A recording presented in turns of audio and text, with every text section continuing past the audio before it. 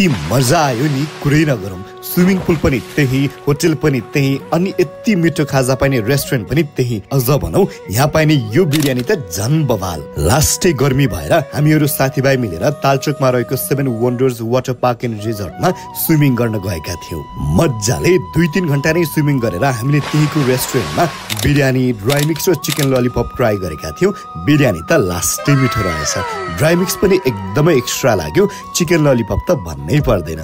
खासमा त हामी स्विमिङ गर्न गएको हो, तर फुड आइटम्सहरू पनि एकदमै मिठो रहेछ। अच्छा, यो गर्मीमा चिसो पिउँदै स्विमिङ गर्नुको मजा नै छुट्टै। अझ स्विमिङ नजान्नेहरूलाई त स्विमिङ ट्रेनिङ पनि दिनुहुने रहेछ। होटल रुमहरूको पनि फेसिलिटिज भएको, लन्च बार स्टाइल रेस्टुरेन्ट, वेडिङ, रिसेप्सन पार्टीहरू पनि गर्न मिल्ने, ब्युटिफुल गार्डन सहित वाइड पार्किङ स्पेस भएको यो वाटर पार्क एन्ड रिजोर्टमा सबै सुविधा एकै ठाउँमा पाइने रहेछ। लोकेसन चाहिँ पोखरा तालचोकबाट थोरै तल जानु भयो भने हाइवेमै यो रिजोर्ट देख्नुहुनेछ। तालचोकमा